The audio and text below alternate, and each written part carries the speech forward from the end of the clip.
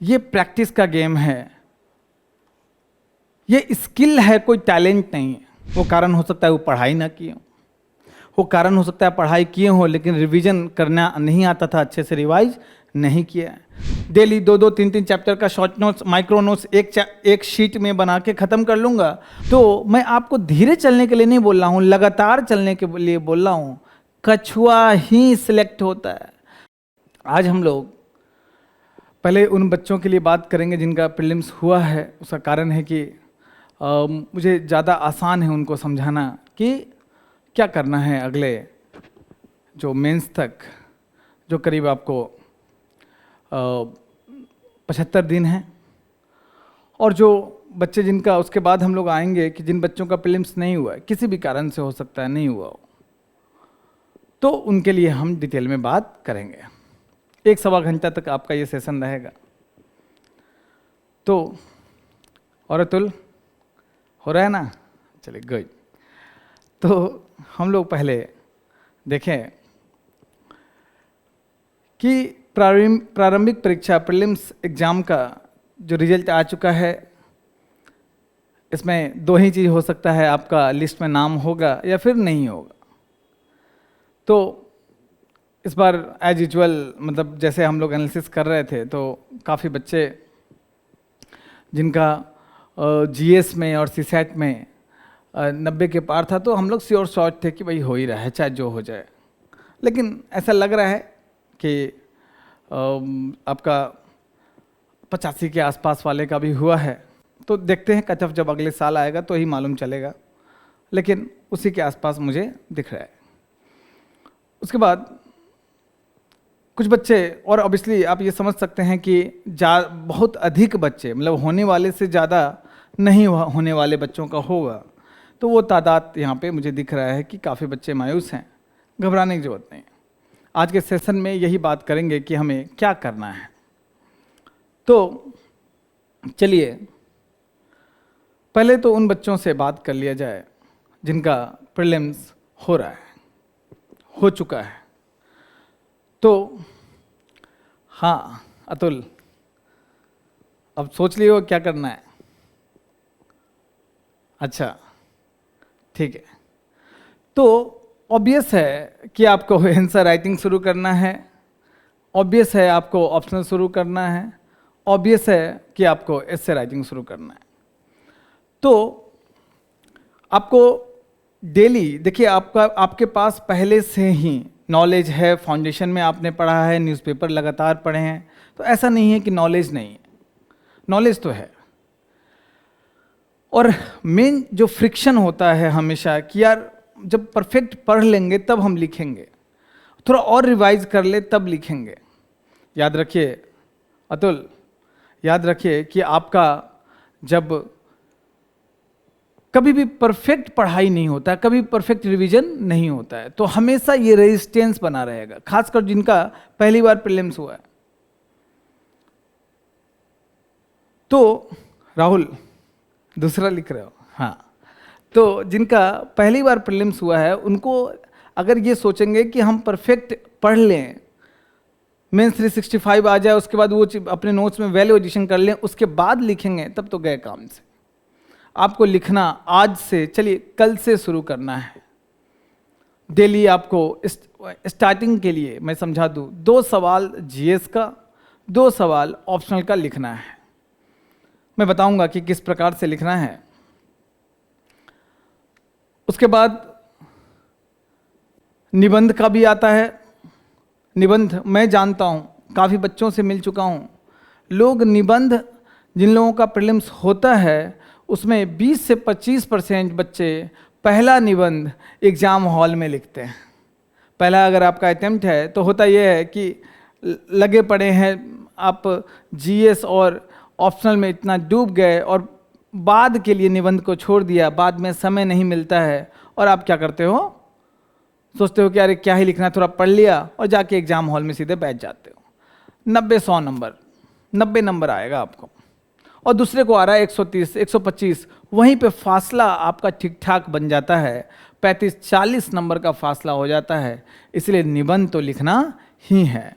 आज उस पर भी बात करेंगे कि किस प्रकार से, क्योंकि निबंध लिखने में बहुत रेजिस्टेंस होता है, सर कैसे लिखिए कुछ नहीं समझ में आ रहा है, तो किस प्रकार से शुरुआत करें वो भी हम आज डिस्कस करेंगे। तो पहले हम लोग ये, एक मिनट, हाँ, जो बच्चे, मैं अब पहले उन बच्चों के लिए बात कर रहा हूँ जिनका प्रीलिम्स हुआ है ना राहुल, तो कैसे हम लोग 2.5 महीने को अच्छे से करें, कैसे हम अच्छे से पारंगत हो, इसको एकदम डीप लिखना, साथ में खूब रिवीजन करना, किस प्रकार से करें कि हमें अधिक से अधिक फायदा होगा। तो एक आपको बताता हूँ कि देखिए मेंस में या फिर जीएस में या फिर ऑप्शनल में आप अच्छा तभी लिख पाओगे जब शॉर्ट नोट्स आपके पास होगा। क्या होगा? Short notes.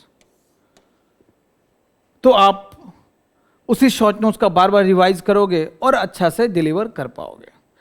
मैं काफ़ी बच्चों को यहाँ जानता हूँ जिनका पहले से शॉर्ट नोट्स, यहाँ 1-2 बच्चे ऐसे भी बैठे हुए हैं जिनका शॉर्ट नोट्स दोनों का बना हुआ है, जीएस और ऑप्शनल का, और वो एक बार रिवीजन भी कर चुके हैं प्रीलिम्स के रिजल्ट आने के पहले। तो ये तो बहुत खुशी की बात है, बहुत अच्छी बात है। उनको तो आंसर राइटिंग पे जाना है, वैल्यू एडिशन पे जाना है। लेकिन जिनके पास शॉर्ट नोट्स नहीं है तो उनको जल्दी जल्दी शॉर्ट नोट्स बनाना है। डेली आप जीएस का 2 आवर्स शॉर्ट नोट्स बनाइए, आप ऑप्शनल का 2 आवर्स में शॉर्ट नोट्स बनाइए। ऑप्शनल के साथ याद रखिए, आप ये शॉर्ट नोट्स है अभी थोड़ा जिनके पास नहीं है, तो शॉर्ट नोट्स से बेहतर होगा माइक्रो नोट्स बनाएं। क्या बनाएं? Micro notes. माइक्रो नोट्स का मतलब है कि जैसे ऑप्शनल के संदर्भ में मैं आपको समझाऊं कि कोई आपका, मान लीजिए ऑप्शनल में एक चैप्टर है, मेरा तो ऑप्शनल फिलॉसफी था तो मैं फिलॉसफी के हिसाब से आपको समझा देता हूं। तो शंकराचार्य अद्वैत वेदांत चैप्टर है, अद्वैत वेदांत चैप्टर है, तो मैं एक शीट लूंगा और उस शीट में अद्वैत वेदांत से संबंधित जितने इंपॉर्टेंट पॉइंट्स और कीवर्ड्स होंगे, एक्सप्लेन नहीं करना है, उसको वहां पे बना लूंगा। मतलब अगर ऑप्शनल, पहले ऑप्शनल की बात करें, ऑप्शनल के संदर्भ में आपको 1 चैप्टर 1 शीट, एक चैप्टर को एक शीट में लाना है जिसमें इंपॉर्टेंट पॉइंट्स होंगे, एक्सप्लेन नहीं होगा। और ये आप एक दिन में 2-3 चैप्टर को कर सकते हैं, शॉर्ट माइक्रो नोट्स बना सकते हैं। तो आपका टोटल जो 40-50 चैप्टर्स होते हैं, या अगर फिलॉसफी है तो टोटल आपके 30 फिलोसफर्स हैं, उसके अलावा 20 chapter section B second paper में। उसी प्रकार से मुझे दूसरे ऑप्शनल का पता नहीं है, तो आपके 40-50 चैप्टर होंगे, तो 50 शीट में ऑप्शनल को ले आए।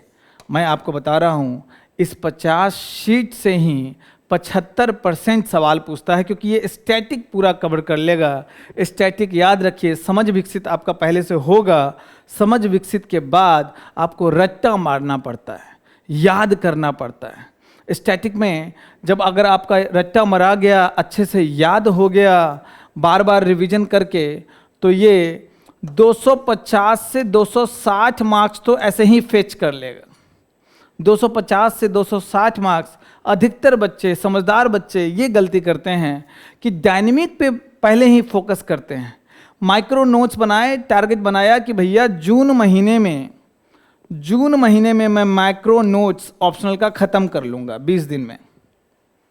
डेली 2-2, 3-3 चैप्टर का शॉर्ट नोट्स, माइक्रो नोट्स एक शीट में बना के ख़त्म कर लूँगा, और उसको फिर जुलाई में खूब रिवीजन करूँगा और आंसर राइटिंग करूँगा। 250 से 260 नंबर आपका यहीं से फेच हो जाएगा, आ जाएगा।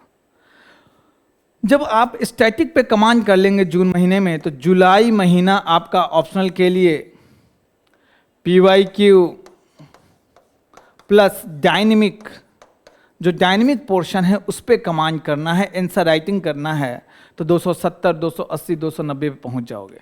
लेकिन वो पहुंचने के लिए आपको स्टैटिक पे कमांड करना जरूरी है। तो माइक्रो नोट्स का रूल है, वन डे 2 चैप्टर्स या 3 चैप्टर्स और 1 शीट, मतलब 1 चैप्टर 1 शीट में, तो 3 चैप्टर 3 शीट में, अलग अलग शीट में। इसलिए शीट में बनाना है कि आगे अगर कुछ ऐड करना हो तो अलग शीट हम उसमें ऐड भी कर लें। और ये माइक्रो नोट्स बनेगा तो फिर हम लोग जून महीने से ही जैसे ही बनता जाएगा डेली 1 घंटा इसको रिवीजन करेंगे। ऑप्शनल को डेली 1 आवर रिवीजन करेंगे जो हमारे माइक्रो नोट्स बने हैं। अब आते हैं जीएस पे। अगर आप जून में 1 घंटा करोगे फिर जुलाई में 2 घंटा करना पड़ेगा, तो कमांड हो जाता है। काफ़ी बच्चों के साथ हम लोगों ने एक्सपेरिमेंट किया है, काम किया है, तो आपका और इधर अगस्त भी है तो अगस्त तक कमांड हो जाएगा स्टैटिक पे। अब आते हैं हम लोग जीएस पे। अच्छा, जब आपका ऑप्शनल में स्टैटिक पे माइक्रो नोट्स बन रहा है, रिवाइज करोगे तो लिखना भी शुरू कर दोगे, क्योंकि कुछ ना कुछ कंटेंट आना शुरू हो जाएगा, तो पीवाईक्यू लिखना भी शुरू कर दोगे, पीवाईक्यू के स्टैटिक लिखना भी शुरू कर दोगे। 2 ही सवाल डेली लिखना है। अभी 2 सवाल का रूल रखिए, फिर हम लोग जुलाई महीने में अच्छे से ऑप्शनल का टेस्ट सीरीज लिख सकते हैं। अब आता है जीएस पे। जीएस को कैसे करें? तो जिनके पास शॉर्ट नोट्स बना हुआ है, रिवाइज मैंने कहा काफ़ी बच्चे कर चुके हैं, मैं जानता भी हूँ, यहाँ बैठे हुए हैं, तो उनका तो भैया आंसर राइटिंग शुरू कीजिए, टॉपर्स कॉपी एनालिसिस शुरू कीजिए, पीवाईक्यू खूब अच्छे से कीजिए। मैं बार बार बता चुका हूँ कि आपका जो प्रोसेस है वो प्रोसेस शॉर्ट नोट्स के बाद पीवाईक्यू डीप एनालिसिस पे जाता है और उसके बाद टॉपर्स कॉपी, वो भी हिंदी मीडियम के लिए, English medium copy, English medium topper, क्योंकि उनको 480 आया है, वो एनालिसिस करना होगा। और पैरेलली आपको टेस्ट लिखना पड़ेगा, राइटिंग प्रैक्टिस करना पड़ेगा पैरेलली। ये नहीं कि हम टॉपर्स कॉपी कर लेंगे उसके बाद अगस्त महीना में लिखेंगे, तब तो दिक्कत हो जाएगा। तो जुलाई महीना में, माफ़ कीजिएगा, जून महीना में अभी आप क्या कीजिए, इसके माइक्रो नोट्स उठाइए। कैसे माइक्रो नोट्स बनाएं? तो आप क्या कर सकते हैं, जो सिलेबस है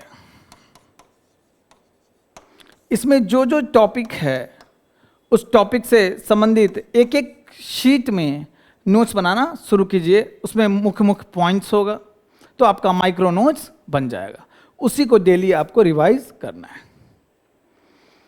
तो सिलेबस को समझना मतलब, आज चलिए कल से आपको सिलेबस प्रिंट आउट लीजिए, हर सब्जेक्ट का सिलेबस हाथ से लिखिए और उसके में जितने टॉपिक है उससे माइक्रो नोट्स, जो भी आपके पीछे नोट्स हों, चाहे वो फाउंडेशन बैच के नोट्स हों, कुछ बुक्स है, आप एआई चैट जीपीटी का भी यूज कर सकते हो, है ना, उन सब से माइक्रो नोट्स तैयार कीजिए और रिवीजन करना शुरू कीजिए। मैं आपको बता रहा हूँ 20 से 25 दिन में जीएस के माइक्रो नोट्स बन जाते हैं। जीएस के माइक्रो नोट्स बन जाते हैं 20 से 25 दिन में। तो 2 घंटा आपको ऑप्शनल का माइक्रो नोट्स बनाना है और जीएस का 3 घंटा बनाइए। 5 घंटे में, मैक्सिमम 6 घंटे में आपका काम हो जाएगा। अब मैं ये मान के चल रहा हूँ कि 10 घंटा पढ़ोगे आप। अब बात आता है निबंध का। निबंध का, जिनका इस पर प्रीलिम्स नहीं हुआ है उनको भी निबंध शुरू करना चाहिए। निबंध में जून महीने में क्या कर सकते हो? अच्छा, एक चीज़ और बता दूं, यहाँ चाहे ऑप्शनल के आंसर राइटिंग कर रहे हो 2 सवाल या फिर जीएस के कर रहे हो, तो आपको टाइम अभी नहीं देखना है। 2-2 सवाल ही सही, आधा घंटा में 1 सवाल लिखो, कोई दिक्कत नहीं। टाइम तो मैं सुधरवा दूंगा, आ जाना, इतना आसान है। एक बार शॉर्ट नोट्स बन गया, उसके मल्टीपल रिवीजन हो गए, टाइम तो मैं सुधरवा दूंगा, टाइम का टेंशन मत लो। जून महीना में आपको टाइम का टेंशन नहीं लेना है। पूरा ब्रेन स्टॉर्मिंग कीजिए डिमांड ऑफ द क्वेश्चन पे, ब्रेन स्टॉर्मिंग कीजिए कंटेंट पे, और क्या हो सकता है और क्या हो सकता है लिखिए, ताकि आपका ब्रेन स्टॉर्मिंग की आदत बन जाए, कंटेंट का डिमांड, क्वेश्चन का डिमांड समझने की आदत बन जाए। फिर हम लोग खेलेंगे जुलाई महीने में, टाइम पे खेलेंगे। वैसे मैं टाइम के साथ खेलता हूँ अगस्त महीने में, लास्ट महीने में, वैसे भी 20 दिन है, टाइम का टेंशन मत लेना। अब निबंध लेखन है, उसको शुरुआत कैसे, जो बिगिनर्स हैं वो कैसे करें? तो सबसे बढ़िया तरीका है, निबंध लेखन के साथ आप हिंदी मीडियम में भी एक से एक, हिंदी मीडियम में जो निबंध बच्चे लिखते हैं इंग्लिश मीडियम के एकदम समतुल्य हैं, बराबर हैं क्वालिटी में, आप बिल्कुल हिंदी मीडियम निबंध टॉपर्स का उठा सकते हो। कृतिका मिश्रा का उठा लिया, रवि सिहाग का उठा लिया, मोहनलाल का उठा लिया, ऐसे टॉपर्स का, या फिर और भी जो टॉपर्स हैं, अर्पित का उठा लिया, अर्पित बड़ा अच्छा लिखता है निबंध। जतिन पराशर निबंध लिखने में बड़ा फेमस रहा है, IRS ऑफिसर है, उसका उठा लिया। तो वो जो टॉपिक है निबंध का, वो अपने शीट में निबंध का टॉपिक आप लिख दीजिए। निबंध का टॉपिक लिख दिया, ये निबंध का टॉपिक आपने मंडे को लिख दिया, और ये जून महीने के स्ट्रेटजी बता रहा हूं। मंडे को आपने टॉपिक लिख दिया, ये टॉपिक। अब इसको सप्ताह भर इसके बारे में चिंतन कीजिए, और उस शीट पे जो कुछ भी नया पॉइंट आए उस शीट पे लिख रहे हैं, ऐड कर रहे हैं सप्ताह भर। अभी की बात कर रहा हूं, जून महीने की बात कर रहा हूं। सप्ताह भर उसमें ब्रेनस्टॉर्मिंग कीजिए। हो सके तो कुछ पढ़ लीजिए, कोई टेंशन नहीं। हो सके तो आप गूगल कर लो, कोई दिक्कत नहीं। क्या हो सकता है, क्या हो सकता है, खूब ब्रेनस्टॉर्मिंग करो। सप्ताह भर मतलब सिर्फ निबंध का ही ब्रेनस्टॉर्मिंग नहीं करना है।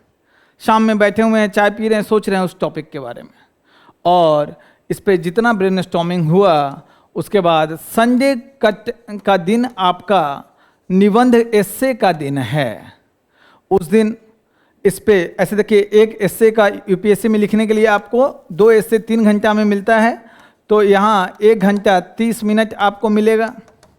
मान के चलते हैं आपको लिखना है 3 घंटा में निबंध लिखना है, दिया डबल टाइम, टाइम का टेंशन नहीं, दिया डबल टाइम।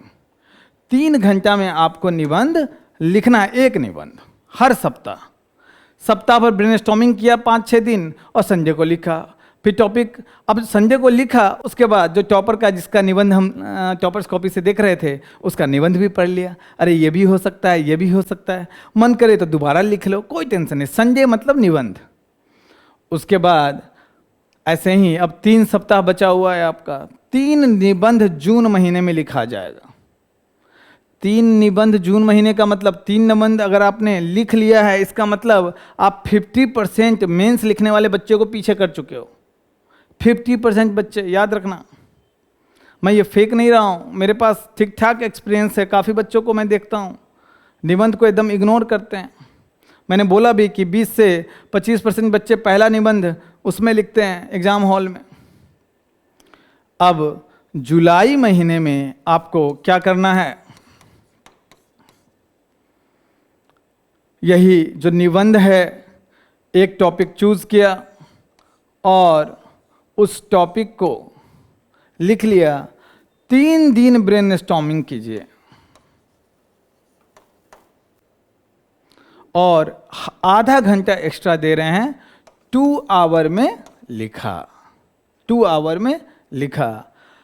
उसके बाद फिर अगले दिन एक टॉपिक लिख लिया, तो बुधवार या बृहस्पतिवार को आपने निबंध लिखा, फिर टॉपिक लिख लिया, और उसको क्या किया, संडे को लिखा। ब्रेनस्टॉर्मिंग करके 3 दिन ब्रेनस्टॉर्मिंग किया और संडे को लिखा। इस प्रकार से हर सप्ताह 2 निबंध लिखना है, 2-2 घंटे में। अगर आपको टाइम का टेंशन लो, 2 घंटा 15 मिनट दिया, या आपको चाहिए तो 2.5 घंटा दिया, कोई हमको टाइम का टेंशन ही नहीं, 2.5 घंटा दिया, चलो। और धीरे धीरे आपको यहाँ 15 मिनट कम करना है हर निबंध में, और आपको ब्रेनस्टॉर्मिंग की भी आदत पड़ जाएगी। 15 जुलाई से, या फिर जुलाई महीने में भी आप टेस्ट सीरीज ज्वाइन कर सकते हो निबंध का।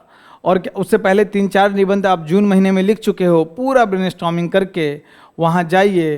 5 टेस्ट होता है निबंध में, जो मान लो विजन का है या आप कहीं और ज्वाइन करते हो, तो पहला 2 निबंध आपको लिखना है। पहला जो 2 टेस्ट है जिसमें 4 निबंध लिखोगे, वो 3 घंटा के बदला 4 घंटा दे दो, कोई टेंशन नहीं।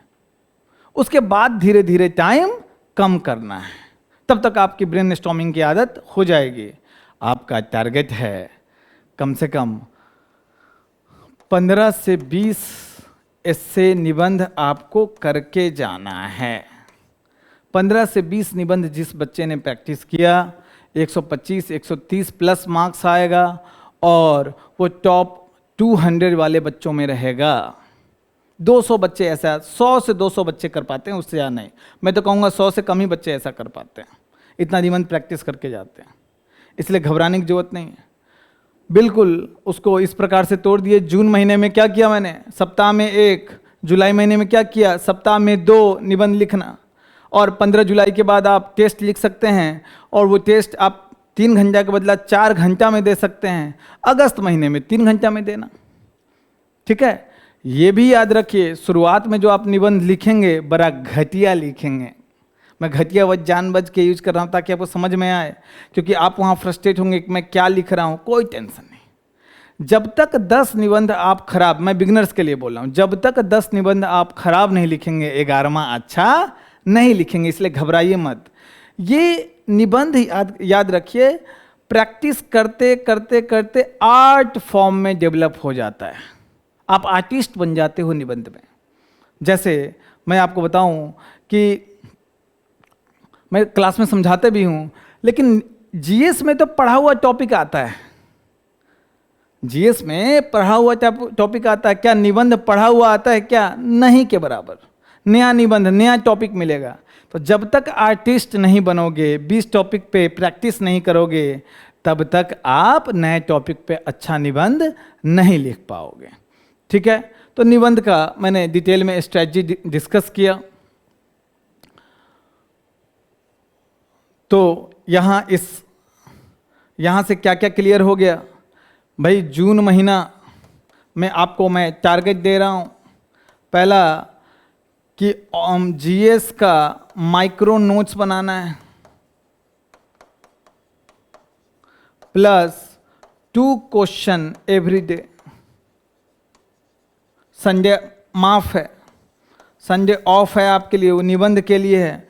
ऑप्शनल का माइक्रो नोट्स बनाना है, प्लस 2 क्वेश्चन डेली, और हर सप्ताह एवरी वीक संडे को एस्से लिखना है। समझ में आ गया? हर सप्ताह संडे को एस्से लिखना है। ये जब भी एस्से राइटिंग सेशन हम जब लेते हैं तो इसको ज़रूर शामिल करते हैं। जब भी एस्से राइटिंग सेशन लेते हैं तो इसको ज़रूर, एक मिनट चाहिए।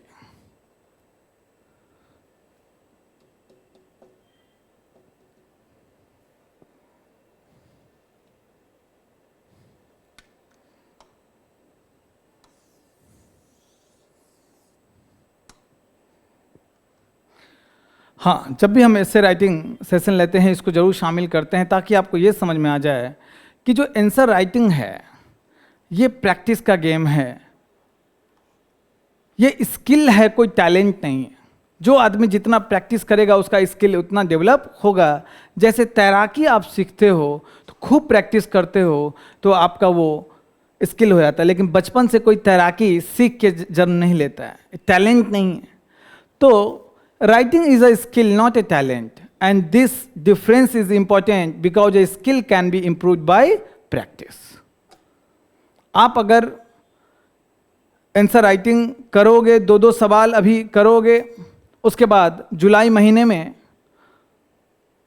आपको वो नंबर ऑफ क्वेश्चन बढ़ाने हैं, टेस्ट देने जाना है, टाइम का टेंशन मत लेना, 5-5 घंटे में लिखो। और बाद में 15 जुलाई के बाद वो हर टेस्ट में 15-15 मिनट कम करो, तो विजन का जो अभ्यास होगा तब तक आपका स्पीड 3 घंटा हो जाएगा। याद रखो, बाहर एग्जाम हॉल के बाहर अगर आपका स्पीड 3 घंटा 10 मिनट है, 3 घंटा 15 मिनट है, तो एग्जाम हॉल का स्पीड 3 घंटा है। क्यों? एग्जाम हॉल में जो प्रेशर होता है और ज़्यादा होता है, आपका हाथ और तेज चलता है, इसलिए 3 घंटा 15 मिनट भी अगर अभ्यास तक आप अचीव कर लिए तो अभ्यास में आप 3 घंटे में आ जाओगे। ठीक है,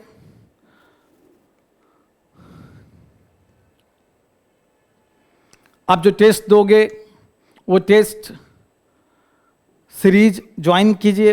अभी जब 2-2 सवाल लिख रहे हैं डेली, और जब टेस्ट सीरीज ज्वाइन करेंगे तो मैंने कहा कि टाइम का टेंशन मत लेना, और जब चेक होके आए तो एनालिसिस करना कहाँ गलत है कहाँ सही है, और अपने कोई नया पॉइंट आए टेस्ट सीरीज से, मॉडल आंसर से, तो अपने माइक्रो नोट्स में उसको जोड़ते रहिए कॉरस्पॉन्डिंग टॉपिक में, संबंधित टॉपिक में।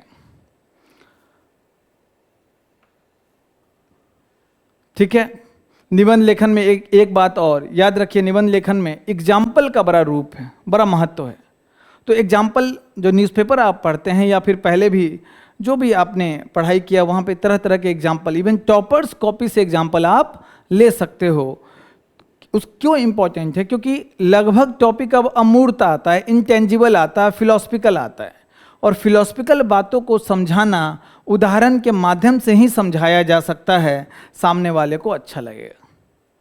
जैसे इस धरती पे सबसे महान ज्ञानी अगर कोई आए तो भगवान बुद्ध आए, और बुद्ध को भी इतनी गूढ़ बातें, जीवन की इतनी गूढ़ बातें, अमूर्त बातें समझाने के लिए रूपक का यूज करना पड़ता था, उदाहरण का इस्तेमाल वो करते थे। सुकरात भी इस उदाहरण के माध्यम से, रूपक के माध्यम से बातें समझाते थे। तो एग्जाम्पल के लिए उदाहरण भी जमा करते रहिए। तो इस प्रकार से आप देख सकते हैं कि आपको आंसर राइटिंग करना है, जून महीना डेडिकेट करना है माइक्रो नोट्स के लिए, साथ में धीरे धीरे लिखना शुरू करना है। जुलाई महीने से आप टेस्ट सीरीज या जून एंड से टेस्ट सीरीज पे आ सकते हो। ये भी हो सकता है कि टेस्ट सीरीज ज्वाइन किया और जिस टॉपिक का माइक्रो नोट्स बना है उस टॉपिक को रिवाइज करके और कहाँ चले गए, टेस्ट देने चले गए। टाइम का टेंशन मैंने पहले ही कह दिया है, अभी नहीं लेना है। 3 घंटे में नहीं लिखना है तो नहीं लिखना है, 15 जुलाई के बाद लिया जाएगा। अब आते हैं जिसमें जो ज़्यादा जरूरी है उन बच्चों के लिए जो किसी भी कारण से प्रीलिम्स नहीं निकाल पाए। वो कारण हो सकता है वो पढ़ाई ना किए, वो कारण हो सकता है पढ़ाई किए हो लेकिन रिवीजन करना नहीं आता था, अच्छे से रिवाइज नहीं किया है। वो कारण हो सकता है कि जो मैं बार बार समझाता हूँ, रिवर्स इंजीनियरिंग क्वेश्चन के माध्यम से कॉन्सेप्ट क्लियर कीजिए, आपने नहीं किया है। वो कारण हो सकता है कि खूब पढ़ा लेकिन वहाँ पे टाइम मैनेजमेंट नहीं कर पाए। इस बार का पेपर बड़ा लेंदी था, है ना सुभाष? पेपर कितना लेंदी था, और बहुत सारे बच्चे जिससे मैं मिल रहा हूँ तो वो खूब नॉलेज था लेकिन वो 80 क्वेश्चन ही पढ़ पाए, टाइम खत्म हो गया। सीसेट भी लेंदी था और काफ़ी बच्चे इस बार सीसेट में रह जा रहे हैं। तो मैं उन बच्चों को कह रहा हूँ, और ऐसा भी मैं बच्चों को जानता हूँ जो इस बार अगर मेंस लिखता टॉप 100 में आता, सच बता रहा हूँ, लेकिन सीसेट में रह गया है। हो सकता है कि जिस साल आपकी तैयारी कंप्लीट हो, आईएएस बनने वाले हैं, उस साल सीसेट में रह गए। दुख होता है, दुख होना भी चाहिए। क्यों नहीं दुख होगा भैया, हम इंसान हैं, रोबोट तो है नहीं। क्या चंद्रशेखर, इंसान है ना, हार्मोन्स है ना, दुख तो होगा ही। लेकिन इस दुख को फ्रस्ट्रेशन का पार्ट मत बनाइए, फ्रस्ट्रेट मत होइए। आपके लिए एक अपॉर्चुनिटी है कि आप अपनी तैयारी को एक्सेल करें, शानदार करें, कंप्लीट करें और अगले साल बढ़िया से दें। जब मुझे यूपीएससी की तैयारी में इससे सुंदर लाइन आज तक नहीं लगा है, a winner is just a loser, a winner is just a loser who tried one more time. या चूंकि यहाँ नंबर ऑफ अटेम्प्ट्स काफ़ी हैं, तो विनर वही है जो अपनी गलतियों से सीख के एक और अटेम्प्ट दिया और उसमें हो गया। तो कोई भी विनर वो उसके पहले लूजर ही रहता है। और सभी यूपीएससी में फर्स्ट अटेम्प्ट में निकालने वालों की संख्या बहुत कम है। हिंदी मीडियम में तो शायद ही कोई निकालता है फर्स्ट अटेम्प्ट में, 1-2 मुझे पता है। तो हम लोग का बैकग्राउंड ऐसा है कि 1 साल तो लग ही जाता है, 1 अटेम्प्ट वो लग ही जाता है अपना बैकग्राउंड सुधारने में। तो एक और अपॉर्चुनिटी है आपके पास, क्या विकास, है ना? अब जरा शक्ति दुबे जो जिसका रैंक 1 आया है 5वें अटेम्प्ट में, उनका सिलेक्शन हुआ, उसके पहले 3 अटेम्प्ट तो पीटी नहीं हुआ, तो 4 अटेम्प्ट तक तो वो लूजर थी। निरंतरता कछुआ बनी रही, अपना तैयारी करती रही, अगले अटेम्प्ट में क्या बन गई? विनर बन गई। ऐसे शक्ति दुबे एक नहीं है, बहुत सारे ऐसे एग्जाम्पल हैं। इशिता किशोर रैंक 1, चौथा अटेम्प्ट में सिलेक्शन हुआ, 3 अटेम्प्ट में प्रीलिम्स नहीं हुआ। और ये तो रैंक 1 की बात कर रहे हैं, अंदर कितने लोग का प्रीलिम्स ही नहीं होता है और अगला अटेम्प्ट में निकाल लेते हैं। तो आप में पोटेंशियल है कि अगले अटेम्प्ट में सिलेक्शन ले लें। इस साल लूजर हो गए, कोई बात नहीं, अपॉर्चुनिटी की तरह इसको लेंगे। तो सबसे पहले आपको, जिनका इस पर प्रीलिम्स नहीं हुआ है, उनको अपने दोनों पेपर को फिर से आज घर जाइए, दोनों पेपर को निकालिए और दोनों पेपर का डीप एनालिसिस कीजिए। क्या कीजिए? डीप एनालिसिस कीजिए।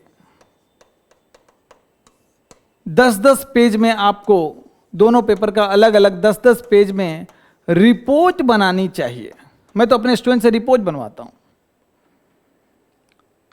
जिसमें पहले पेज पे तो ये हो, जैसे जीएस की बात कर रहे हो तो पहले पेज पे subjects, number of questions, number of questions, attempt, wrong, right, और यहां पे सब्जेक्ट लिखिए polity, economy, environment, science and tech, geography, IR, current affairs, और किस में कितने सवाल पूछे गए, आपने कितने अटेम्प्ट किए, कितने सही हुए, कितने गलत हुए। पहला पेज पे तो यही होना चाहिए। उसके बाद सब्जेक्ट, अगले पेज पे क्या होना चाहिए? पॉलिटी। पॉलिटी में मेरा क्यों गलत हुआ, कौन सा सवाल क्यों गलत हुआ, सिली मिस्टेक्स के कारण हुआ या नॉलेज नहीं था, मैंने सही से नहीं पढ़ा, पूरा उस रिपोर्ट में आपको लिखना चाहिए। ऐसे ही सारे सब्जेक्ट का 1, 2, 3, 4, 5, 6, 7 पेज में तो ऐसा ही बन जाएगा। क्या मैंने जो सोर्स पढ़ा उससे सवाल भी आए? जो मैंने करेंट अफेयर का सोर्स पढ़ा उससे सवाल भी आए? अगर आए तो मैंने क्यों गलत किया? आपको रिपोर्ट में लिखना पड़ेगा। ये रिपोर्ट बनाने में 7-8 घंटा लगता है, कोई दिक्कत नहीं। अगर अगली बार आप सुधार करना चाहते हो तो ये रिपोर्ट बनाने की आवश्यकता है। नेहा बना रही हो ना रिपोर्ट? हाँ, तो उसके बाद एक पेज इसको डेडिकेट होगा कि ओवरऑल मेरी क्या मैंने सही किया, क्या गलती रही, उसमें आप लिखोगे। और रिपोर्ट को बाइंडिंग वो स्टेपल करके, अच्छा उसका पीडीएफ भी बना लेना ताकि सेव रहे। और अगली बार जब जीएस की तैयारी शुरू करेंगे तो ये रिपोर्ट पढ़ के इसके आगे से तैयारी शुरू करेंगे कि वो गलती ना दोहराए। याद रखिए, आपके सबकॉन्शियस माइंड में तो पता है कि क्या क्या गलतियां हैं, लेकिन जब तक उसका डॉक्यूमेंटेशन नहीं करोगे तब तक वो कॉन्क्रीट रूप में पता नहीं होगा। और ये भी बता दूं कि आज से 3-4 महीना बाद आप भूल जाओगे, फिर से वही गलती करोगे, फिर से 1-2 ही रिवीजन करोगे, फिर से टेस्ट नहीं लगाओगे, फिर से टेस्ट लगाओगे तो एनालिसिस नहीं करोगे, एनालिसिस करोगे भी तो फिर से वही गलती करोगे, उसका डीप एनालिसिस ना करके और उसका रिवीजन ढंग से नहीं करोगे, फिर से वही गलती करोगे, पीवाईक्यू नहीं लगाओगे, पीवाईक्यू लगाया भी तो उसका रिवीजन नहीं करोगे। वो सब गलतियां, इस पर पीवाईक्यू से कितने सवाल बन रहे थे। मैंने बोला था कि मुर्मू जी, राष्ट्रपति जी के बजट भाषण में जो जितने टॉपिक हैं 40-50 टॉपिक है, जिस जिस चीज़ों का उन्होंने उल्लेख किया, जैसे स्कीम है, नेटो है, बिम्स्टेक है, ब्रिक्स है, सबका उल्लेख है। जो उल्लेखित टॉपिक है उसका डिटेल में आपको करना है। 7 से 8 सवाल पूछे गए हैं। 8 सवाल का मतलब अगर गलत हुआ है सीधे 20 नंबर का अंतर है। अगर आपने सही से किया होता तो प्रीलिम्स जीएस में हो रहा होता। ये भी लिखेंगे कि जो मेरे फैकल्टी ने, मेंटर ने, मेरे गाइड ने जो बात बताई उसको मैंने क्या सही से फॉलो किया। ठीक है, तो रिपोर्ट बनना बहुत जरूरी है। यही रिपोर्ट अब सीसैट का भी बनेगा, और ये बनना ज़्यादा जरूरी है रिपोर्ट। क्यों? क्योंकि जिनका सीसैट वीक है उनको अभी से शुरू करना है। एक तो कॉम्प्रिहेंशन, रीजनिंग, मैथ, कितने सवाल पूछे गए, आपने कितने अटेम्प्ट किए, कितने सही हुए, कितने गलत हुए, सब इस रिपोर्ट में आना चाहिए, जीएस की तरह ही। आपको मालूम चल जाएगा। मैथ में थोड़ा क्या करना, चैप्टर का भी नाम लिख लेना, नंबर सिस्टम है ना, या पीएनसी के सवाल इस पर शायद नहीं थे, या एक थे, मुझे याद नहीं है। तो चैप्टर का नाम लिख लेना, किस चैप्टर से आप सवाल सॉल्व कर पाए, कहाँ फंस गए। नंबर सिस्टम के 10-11 सवाल थे। अगर आप 500-600 सवाल का प्रैक्टिस किए होते तो 10-11 में 8-9 बन जाता, है ना। तो ये सब रिपोर्ट में लिखा होना चाहिए। और जिसका सीसेट वीक है, जिसका कोई बोलेगा कि सर 66 नंबर आ रहा है तो मेरा वीक नहीं है, नहीं, वीक है। याद रखो, मजबूत उसका है जिसको 80+ नंबर आ रहा है। 80 से कम आ रहा है तो उसको सीसेट अभी से करना चाहिए। उन लोगों के लिए बोल रहा हूं जो इस पर प्रीलिम्स किसी कारण से क्वालिफाई नहीं किए हैं, तो आपको अभी से 1-2 घंटा सीसेट पे देना चाहिए। खासकर मैथ्स रीजनिंग के चैप्टर्स को अच्छे जगह से पढ़िए, अच्छे फैकल्टी से पढ़िए। विजन में आपको जो आप स्टूडेंट हैं, अगर विजन के फाउंडेशन के या सीसेट के, तो बड़ा अच्छे टीचर हैं, वो मैथ्स रीजनिंग कॉम्प्रिहेंशन में बहुत शानदार पढ़ाते हैं, तो उनका पढ़िए। और 500 से 600 सवाल का प्रैक्टिस कीजिए। कैसे गलत होगा? 1-2 घंटा डेली। क्योंकि याद रखिए, अधिकतर बच्चे जिस प्रकार से मेंस में निबंध को फॉर ग्रांटेड लेते हैं, बच्चे यहाँ पे सीसेट को फॉर ग्रांटेड लेते हैं। लास्ट में 1-2 महीना में प्रैक्टिस करते हैं, नहीं होगा। उसका कारण है कि सीसेट एक एप्टीट्यूड है, और एप्टीट्यूड डेवलप करना पड़ता है जो लंबा समय लगता है। मैंने अपने टाइम पे सीसेट की कभी तैयारी नहीं किया था। हाँ, सवाल थोड़ा अभी से आसान आता था, आई एग्री करता हूँ, लेकिन मैंने तैयारी नहीं किया था। क्योंकि एक एप्टीट्यूड है कि बेसिक मैथ मैं कर लेता हूँ, तो अभी भी जो सवाल आएगा उसमें बहुत ज़्यादा चांस है कि अगर मैं अभी भी बैठूँ तो पास कर जाऊँगा। अब वैसे पेपर का एकदम लेवल बहुत टफ हो गया है, तो कायदे से अगर मैं अभी बैठ रहा होता तो मैं भी कम से कम 5 महीना 6 महीना प्रैक्टिस करता। साल भर की आवश्यकता मुझे नहीं है, लेकिन जिनका वीक है उनको करने की आवश्यकता है। अभी से सीसेट, जीएस अभी से नहीं करना है, प्रीलिम्स की बात कर रहा हूं। फिर करना क्या है? सीसेट तो हो गया, आपका जो जीएस में जो टॉपिक्स आपको लग रहा है कि बड़ा वीक रह गया, उसको एक बार पुराने नोट से सबसे रिवाइज कर लीजिए।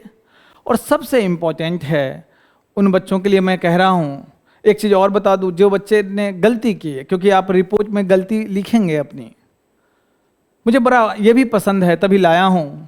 आइंस्टाइन का कथन है कि a person who never made a mistake never tried anything new. गलती करना आपका फंडामेंटल राइट है, मैं बता रहा हूं, जानबूझ के गलती करना नहीं। आपसे जो गलती होता है कोई बात नहीं, लेकिन उन गलतियों को सुधारना आपका मौलिक कर्तव्य है ना। और आपको दिशा निर्देश देना हमारा डीपीएसपी है, कल्याणकारी राज्य की तरह, लेकिन आपका ही कर्तव्य है उसको सुधार करना। तो गलती हुआ है जिस कारण से प्रीलिम्स नहीं हुआ, बहुत बार हो सकता है कि आप टाइम मैनेजमेंट नहीं कर पाए, सब बातें रिपोर्ट में आनी चाहिए, और उन गलतियों को हाईलाइट कीजिए, उसी को हम लोग सुधार करेंगे। A person who never made a mistake never tried anything new. Tension नहीं लेना है, फ्रस्ट्रेट नहीं होना है। 1-2 दिन का ब्रेक आप ले सकते हैं, अभी थोड़ा मन स्थिति ऐसी नहीं होगी, मैं एग्री करता हूँ, लेकिन टेंशन नहीं लेना है। आप 2-3 दिन बाद रिपोर्ट अभी बनाइए, उसके बाद 2-3 दिन का ब्रेक लीजिए, उसके बाद पढ़ाई शुरू। जिसमें सीसेट वाले बच्चे अभी से सीसेट करें जिनका वीक है। उसके बाद सीसेट के बारे में मैंने कहा कि आपको अच्छे से अभ्यास करना है, डेली अभ्यास करना है, ताकि बाद में बर्डन ना रहे। काफ़ी बच्चों को मैं जानता हूं जिनका 50-55 नंबर इस बार आ रहा है, और मुझे जब उनसे मैंने बात किया, मुझे इतनी खुशी हुई, इस बात का उतना दुख नहीं हुआ कि उनको नंबर कम आ रहा है, हो सकता है कम आ जाए। वो अभी से सीसैट की तैयारी शुरू कर चुके हैं। अब मैं यहाँ बैठे हुए हैं वो लोग, मैं जानता हूँ उनको, अभी से सीसैट कि नहीं सर बड़ा मेजर मिस्टेक हो गया, अगली बार ये नहीं होना चाहिए, अभी से वो शुरू कर चुके हैं। और सीसैट के अलावा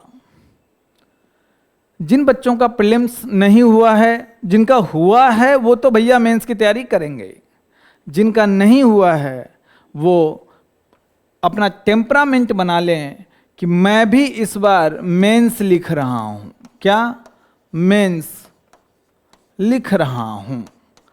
टेम्परामेंट बना लें, हो सके तो एक A4 शीट पर लिख के सामने चिपका लें ताकि हमेशा याद रहे कंफर्ट जोन में नहीं जाना है। क्योंकि आने वाला महीना फिर बरसात आएगा, फिर ठंड आएगा, और क्या होता है कि आदमी कंफर्ट जोन में शुरू हो जाता है जाना। लगभग मैं देखता हूँ बच्चों का बर्थडे जो है अगस्त महीना से शुरू हो जाता है, तो लॉज में, हॉस्टल में, दोस्ती यारी में फिर बर्थडे ही मना रहे हो। मैं स्टेटस आप लोग का देखता रहता हूँ, है ना। तो ठीक है, सोशल रहना है, लेकिन ये टेम्परामेंट होना चाहिए कि मैं भी इस बार मेंस लिख रहा हूँ। जो बच्चे जिनका प्रीलिम्स नहीं हुआ है, अगर ये 3 महीना ढंग से मेंस की तैयारी नहीं करेंगे तो 26 भूल जाओ। प्रीलिम्स निकाल भी लोगे तब भी मेंस नहीं होगा आपका। आपको अभी 3-4 महीना जम के मेंस की तैयारी करनी है। अब मेंस की तैयारी कैसे करनी है? तो जो मैंने आपको तरीका बताया, आपके लिए मैं माइक्रो नोट्स का कॉन्सेप्ट नहीं बता रहा हूं जीओस में, माइक्रो नोट्स नहीं। आपको क्या करना है? शॉर्ट नोट्स बनाना है। शॉर्ट नोट्स जीएस का बनाना है। इस शॉर्ट नोट्स के आधार पे आप टेस्ट सीरीज ज्वाइन कीजिए और टेस्ट लिखना चालू कीजिए। टेस्ट लिखना है, वही प्रोसेस रहेगा क्योंकि मैं मान के चल रहा हूं कि आप मेंस लिख रहे हो। शुरू में जो टेस्ट लिख रहे हैं वो 5 घंटे में लिख रहे हैं, खूब ब्रेनस्टॉर्मिंग करके, कोई टेंशन नहीं। उसके बाद धीरे धीरे समय कम करेंगे। आपके दिमाग में टारगेट होना चाहिए कि भाई इस बार मेंस तो लिख रहा हूं, और कैसे लिखूंगा भाई तो विजन आईएएस का एक परीक्षण नाम से जैसे अभ्यास होता है उन बच्चों के लिए जो प्रीलिम्स क्वालिफाई किए हैं और मेंस के पहले होता है, परीक्षण होता है उन बच्चों के लिए जो मेंस नहीं लिखे हैं और वो मेंस वाले माहौल में लिखना चाहते हैं। तो मेंस के 1 सप्ताह 10 दिन बाद होता है, उसमें परीक्षण में आपको बैठना है ताकि आपको ये मालूम चल जाए कि कितनी तैयारी आपकी मेंस की हो चुकी है। इसमें क्वेश्चंस कौन होंगे? मेंस वाले 2024 मेंस यूपीएससी मेंस वाले क्वेश्चंस ही विजन देगा, वही आपको सेंटर पे जाके एग्जाम की तरीके से लिखना होता है। तो इस परीक्षण को टारगेट बनाइए कि परीक्षण तक मेरी कंप्लीट तैयारी हो जाएगी, है ना। उसमें ऑप्शनल भी आप लिख सकते हो, एस्से भी लिख सकते हो।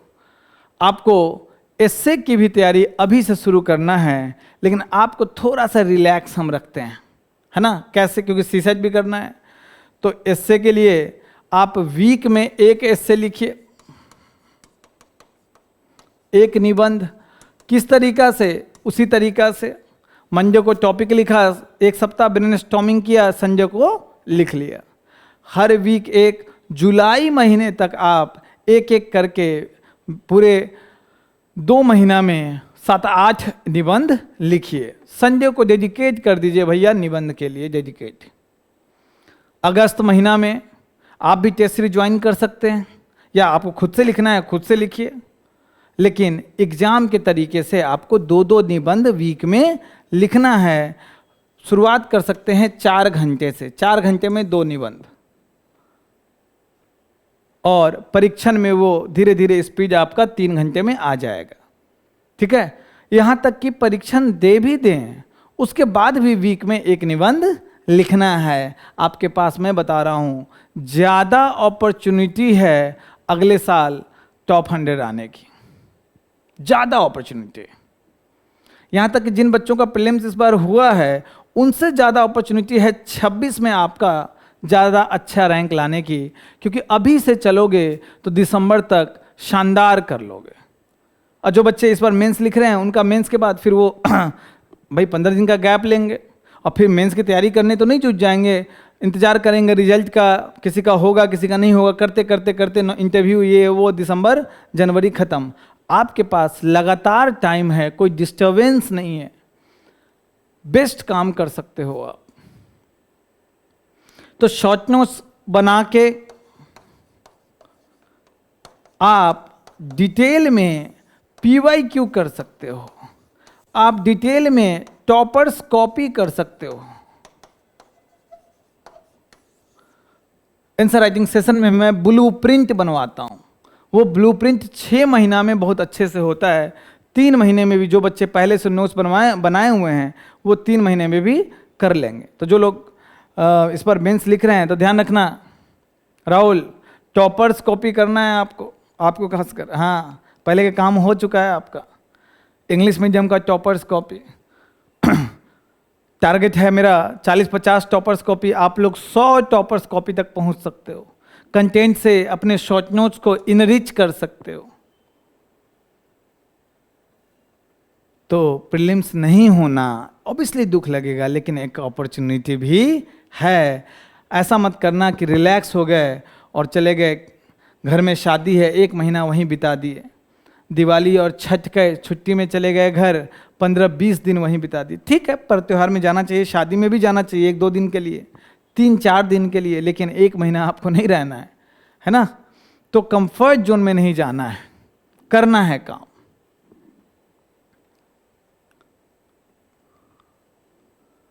पूरा प्रोसेस से करना। मैं ये MS धोनी, क्रिकेट में मैं सबसे बड़ा फैन हूँ धोनी का, और उसका एक स्टेटमेंट बड़ा फेमस है कि the process is more important than results and if you take care of the process you will get the result.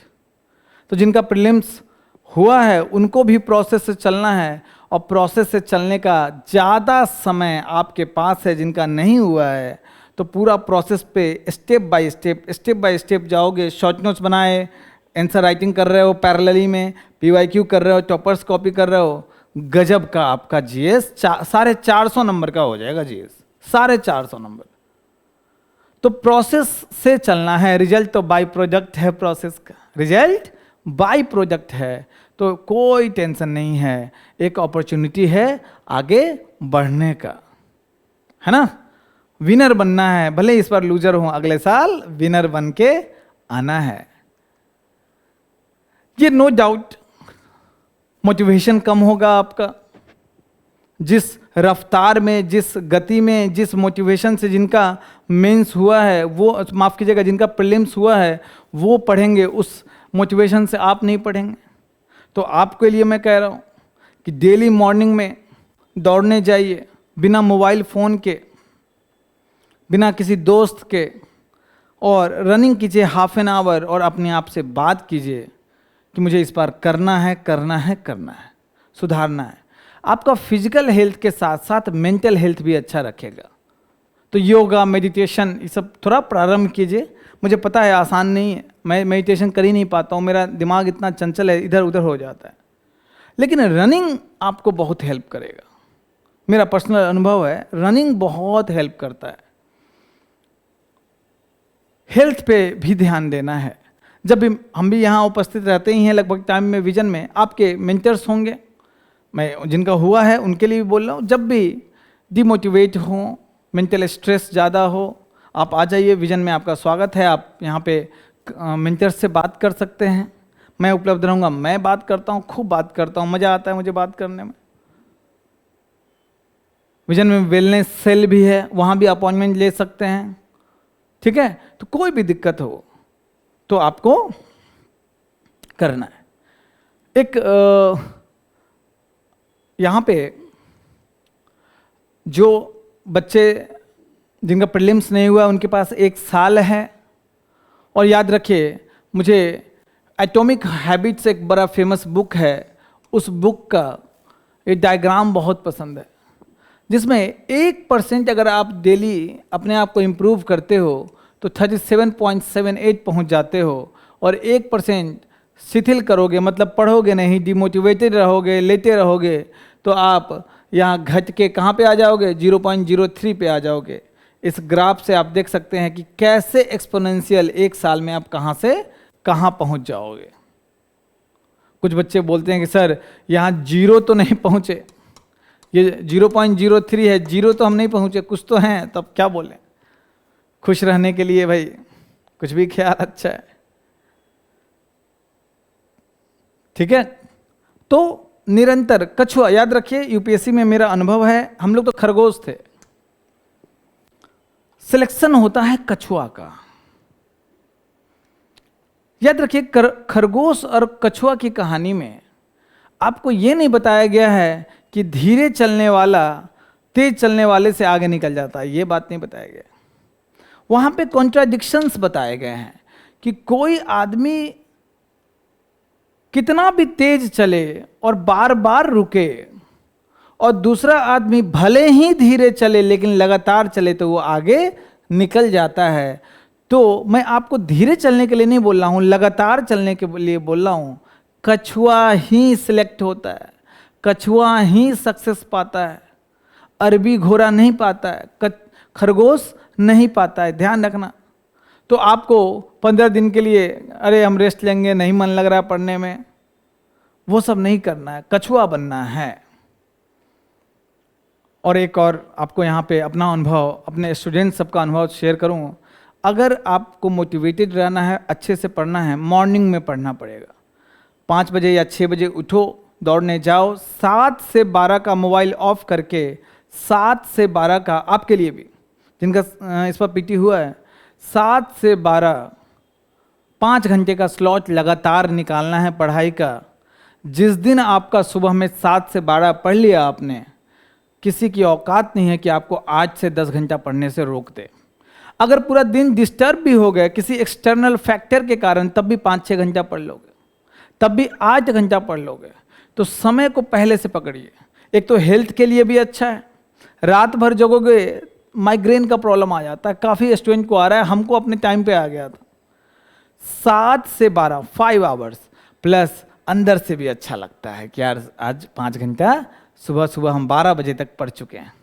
उसके बाद ब्रेक लिया, लंच वंच किया, थोड़ा पावर नैप लिया, उसके बाद 2 से 5 3 घंटा पढ़ लिया। 5-3-2 रेशियो होना चाहिए, 5:3:2, 5-3-8-2 10, 5 घंटा 12 बजे तक, शाम में 5 बजे तक 3 घंटा, 2 से 5 दोपहर का, और उसके बाद 5 से 7 रेस्ट ले लीजिए, 7 से 9 पढ़ लीजिए, और 10 बजे तक सो गए। लेकिन इस 5 घंटे में मोबाइल ऑफ होना बहुत ज़रूरी है। ऐसे भी कॉल नहीं आता है, लेकिन मोबाइल ऑफ होना बहुत ज़रूरी है। ठीक है, समझ में आ रहा है?